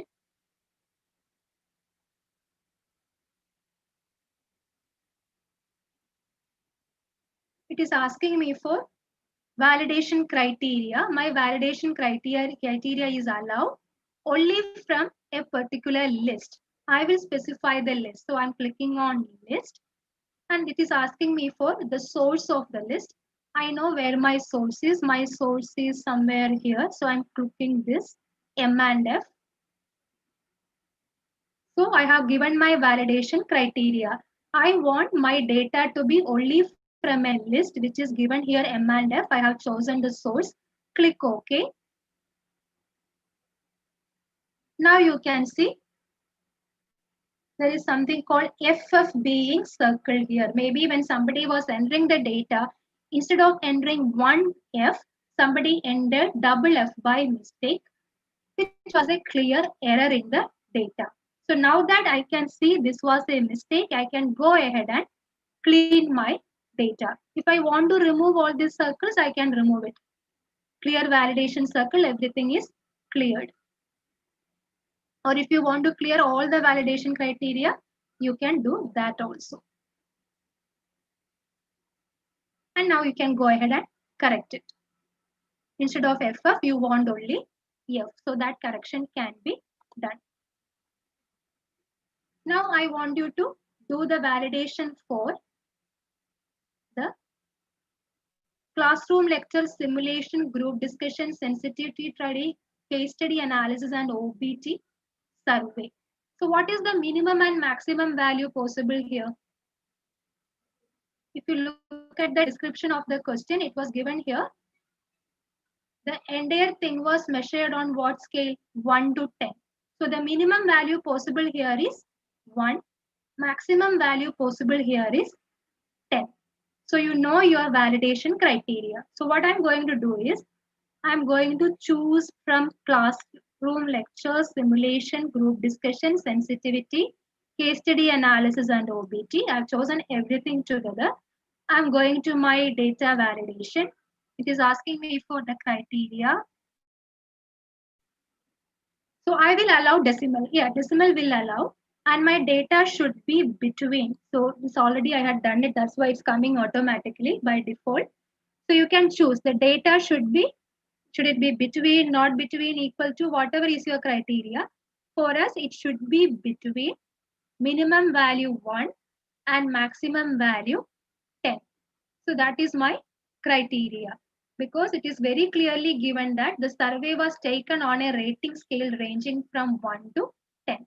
So minimum value 1 and maximum value 10. I'm clicking OK. Now I can go and see my circle invalid data. I can see some of the data points like 27.5, which is clearly a wrong entry. I have 25.25, which is again clearly a wrong entry. Then I have 17, one more indication for wrong entry of data. So this error would have happened when somebody was entering the data sheet manually or due to some other reason. So whatever it is now, you have to go ahead and correct this value. Now, how can you correct this value? What are the possible ways by which you can correct this value? If you were the researcher, how would you correct it?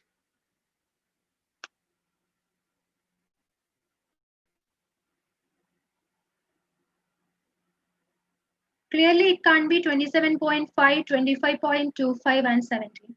Okay, one way is nearest numeral, or else you can just totally remove that value and substitute it with the mean replacement. That is one way of doing it. I will just ignore to an average value.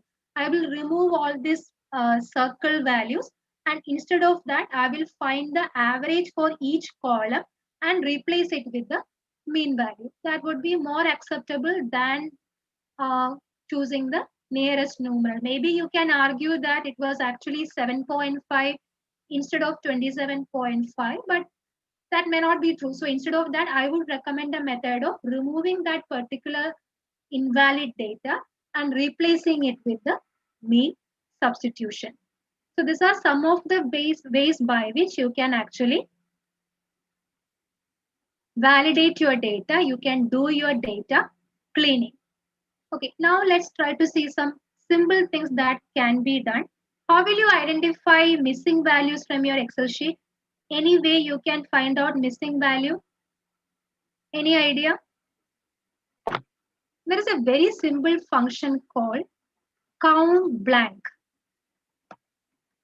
COUNTBLANK. So I'll just repeat what I'm doing. Equal sign. I'm typing the function count blank. COUNTBLANK. Open the bracket. Choose your data set from the last entry to the first entry. Close the bracket.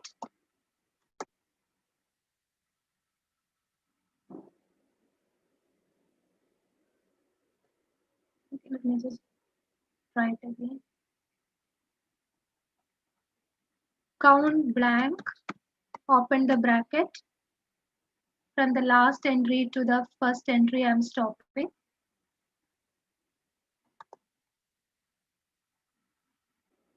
I think maybe I should start with the numerals. That could be the problem.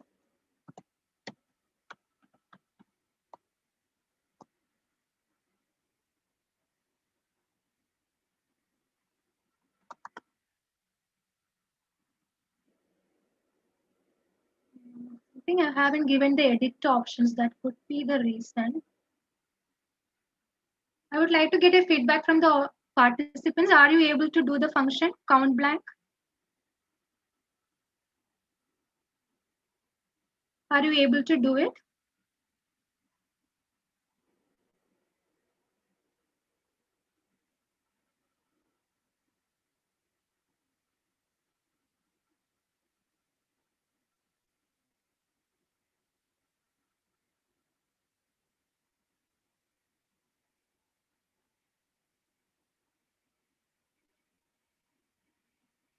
Okay, I guess you are all able to get it. Maybe some issue with my, let me just see.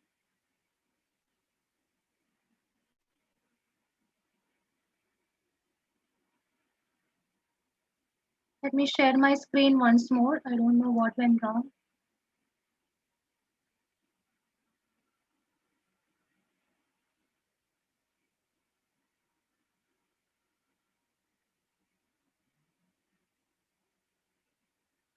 Yeah, let me just try it once more. I don't know what exactly went wrong there.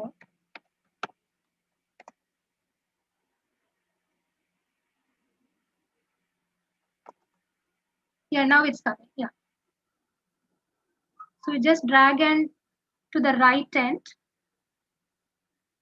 So now you can see there are for sensitivity training, case study analysis, and OBT, there are some missing values. There are 4 cells which are blank for sensitivity analysis, 27 cells which are blank for case study, and 4 cells which are blank for OBT. That means these are the missing values for this particular columns. So this is a clear indication. Again, in this particular data set, which is pretty simple, it is easy to find out the errors even manually.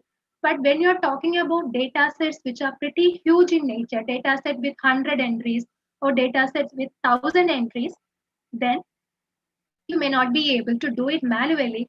That's where functions like this will come handy for you to find out how exactly you can clean your data. And there are some other functions like count day, count, which will tell you totally how many values are there in your cells or not. But I would say for missing values, count blank is more than enough for you to find out your missing values. Now I'll just show you one more thing which I was not planning to do, but now that we are here, I'll just show you. For tomorrow's session, we will be doing dashboard analysis, and for that, there is a requirement from my end. I want you all to use an Excel which is having the feature called slicer. So I'll just show you. I think usually for MS Office versions above 2010, slicer option will be there. In case if any one of you who is not aware about slicer, you can check it now itself whether you are having a slicer option or not.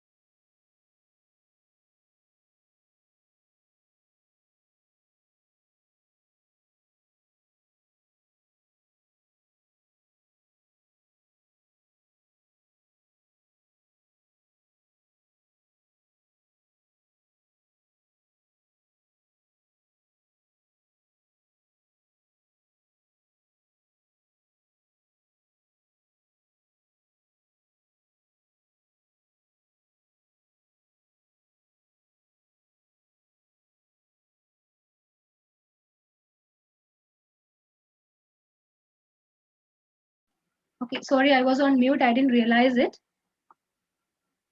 So I was talking about a feature called feature called slicer, which should be there in all your Excel sheets for tomorrow's session, which is on dashboard creation. So make sure you have this feature called slicer, which is in their Excel sheet.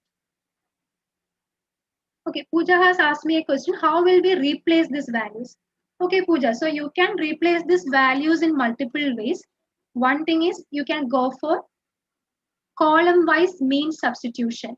You can find the mean value for each of the column. What is the mean value for simulation, mean value for classroom lecture, mean value for sensitivity training, and whatever is the mean value, you can use that mean value to substitute that wherever invalid data was there. So that is one way to do the mean value substitution. Some people might argue that instead of column-wise mean, you can also find row-wise mean. For example, for this particular person called Ramya, what is the average rating she has given for other pedagogies, and accordingly that average value can be used to replace the missing values. But more than individual mean value, I think column wise or the pedagogy wise mean value would make much more sense. So that is the way you can do mean value substitution. And one more thing, now that we are here, I think I'll just take 2 or 3 more minutes to explain it. I'm not going to show how to do it. I'll just tell you that there is a feature called data analysis in your data tab in your Excel. So this is the data analysis tab, which is an add-on tool. And if you have the data analysis tab, you can do many of the descriptive analytics and some of the predictive analytics features. So using this data analysis tab, you can do ANOVA, correlation, covariance, descriptive statistics, F-test, histogram, regression, correlation, t-test, all the t-tests that I was explaining earlier, all that can be done using data analysis feature in your Microsoft Excel. So that's the reason why I would say Excel alone is more than enough if you're starting out with data analysis, if you're starting out with HR analytics. You can do many of the descriptive analytics and some of the predictive analytics using Microsoft Excel itself. Only if you want to explore into deeper aspect of predictive analytics, you have to resort to the other softwares which are available. Yeah. So that was about data cleaning. Are there any doubts specific to data cleaning? Kept it simple. Yeah, data analysis is an add-on feature in Excel. Yes, correct, Jitin. In fact, if you want to know how to get this add-on feature, what you have to do is go to File.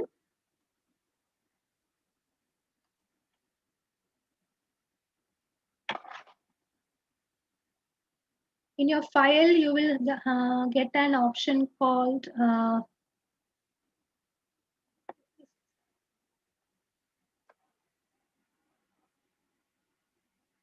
options.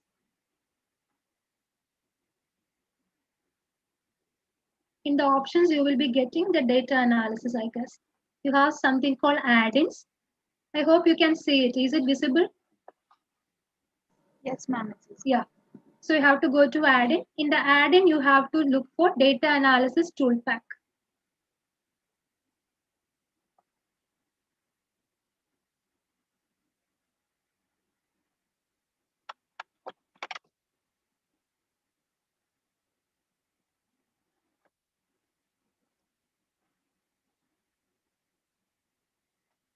Yeah, Power BI software is much more advanced, definitely. There are a lot of other softwares which are available. The only reason why I keep on emphasizing Excel is that it is easily available, and I think most of us are kind of comfortable with Excel. That's the only reason. Other than that, you can go with any software which you have access to. Yeah. So this is the add-in, and you can actually look for the add-in which you want to add. This is already done by me. So you can see analysis tool pack. So you can choose this analysis tool pack and click on go. That will be installed in your Excel sheet. Since it's already done in me, I won't be able to demonstrate it. Yeah. So that's how you can make use of Excel to do many of the basic data analysis techniques. Obviously, you cannot do any advanced multivariate techniques, but many of the basic ones can be done with Microsoft Excel itself.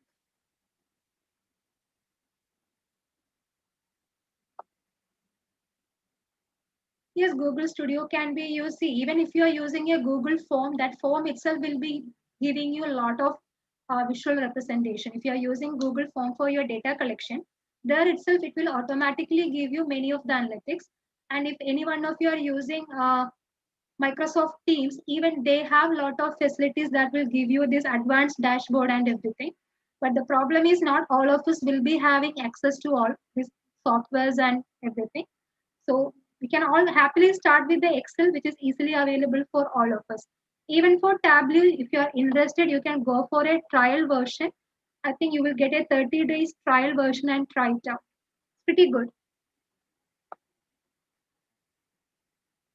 So I think that with that, I will stop sharing my Excel and we can get back to our concluding remarks of the session.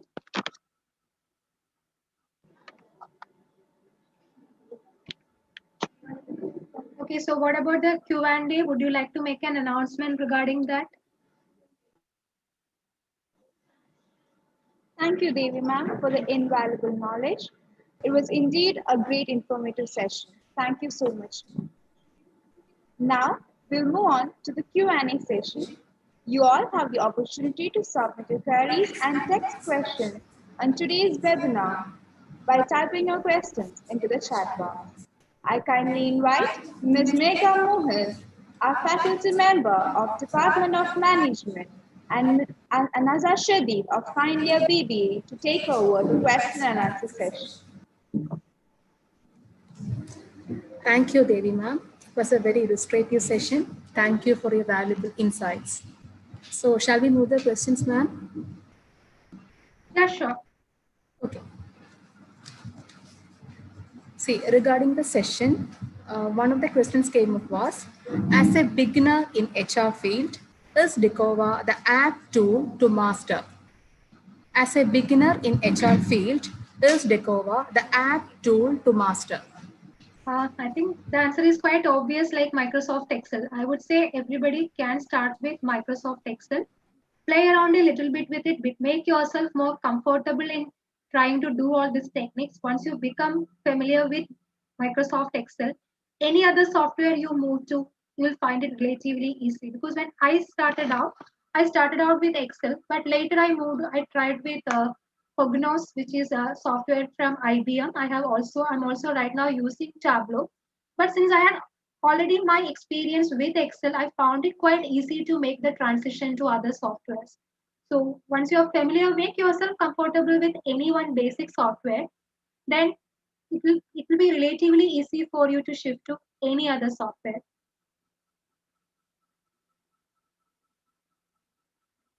I think there is one more question. Does the application of these models intrude the privacy of the employees? I think this is something which we were discussing in detail in yesterday's session also. Yes, it does intrude the privacy of the employees, but again, see, there again, you have to be very clear about defining your problem properly. Why do you need this information? And what kind of information are you planning to collect? So don't collect information which you think will be a privacy infringement for the employee. And if at all you are collecting any data which is breaching into the privacy of the employee, you should have a really good reason for collecting it. And informed consent should be given to the employee. No data should be collected from the employee under any false pretenses. Employees should be aware about all forms of data that are being collected them and for what purpose those data will be used. So that is something which as an HR manager you have to ensure.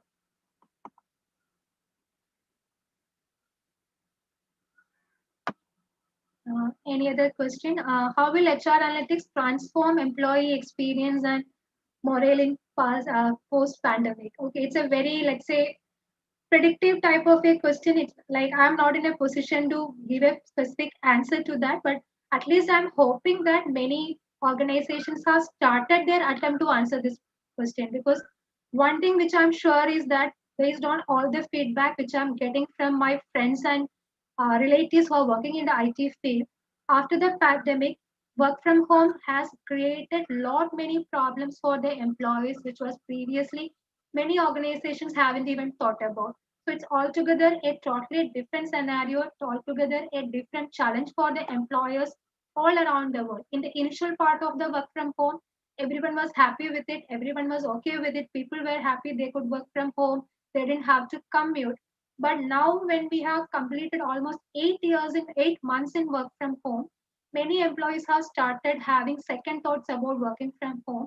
And at least whomever I have spoken to, they are all just waiting for a chance to get back to the physical office space. So that means that people are really not very happy with how the pandemic has brought in the changes in the workplace. So HR analytics can do a lot in this particular field, but as of now, I haven't come across any concrete research which I could share with you. Yeah, mental wellness is a real issue during pandemic, particularly teachers. Yes, very correct. Being a teacher myself, I could very much relate to this particular concept. But unfortunately, as of now, that is not being taken seriously by the concerned authorities. I think most of the employees are taken for granted because even for employees, they know that this is the wrong time to resign from a particular job and look for another job because of the poor economic conditions thanks to the pandemic. So right now, fear is the primary emotion which is there in the minds of every employee. So I think it's a huge challenge for the HR managers to ensure that the fear is taken away from the mind of the employee and employee well-being is given its due credit. Yeah, Dr. Lali has given a statement. Yeah, DICOVA is a general conceptual model. It's not something specific to HR analytics. For any analytics, I would say business analytics in general. So it could be financial analytics, operation analytics, or marketing analytics. Any form of analytics, this is the standard procedure. DICOVA is the standard process or the structure that you have to keep in mind. In HR analytics, the only difference is that the theory that we will use for defining our problem will be predominantly HR concepts. That's the only difference.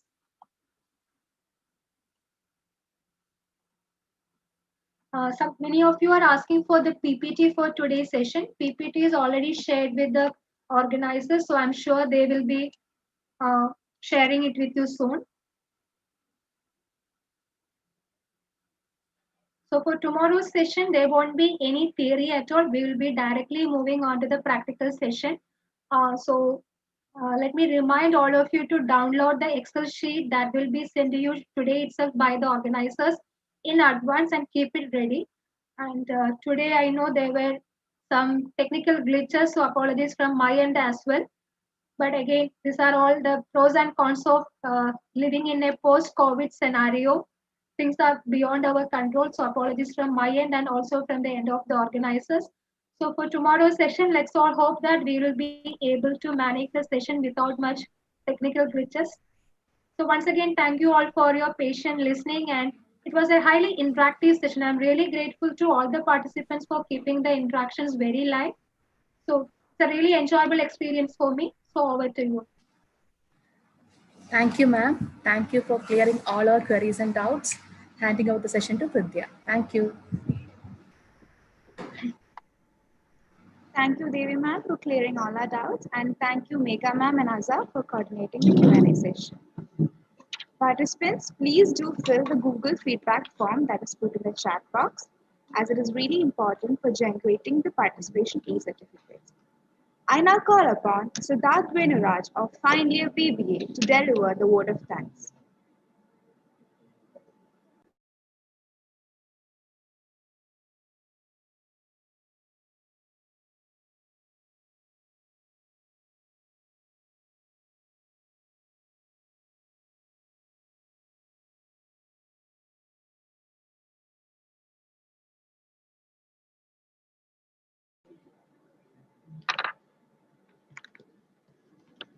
Thank you, Hridaya. On behalf of everyone, I would like to thank our resource person, Dr. Devi Saumadya ma'am, for taking up the time and being here with us today. We are really enlightened with your knowledge and presence, ma'am. Also, I would like to express my heartfelt gratitude to all of you who are sincerely committed to making this event a big success. Special thanks to our wonderful participants for attending today's webinar. This event would have been impossible without the support of each and every one of you. With this, we have successfully come to the end of the very second session of our national webinar.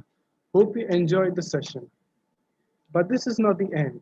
We look forward to having all of you for our tomorrow's session on the topic dashboard creation using MS Excel. Our session commences from 10 a.m. to 12 p.m. A gentle reminder, all participants should have a Microsoft Excel version 10 or higher in their respective PC or laptop for tomorrow's session.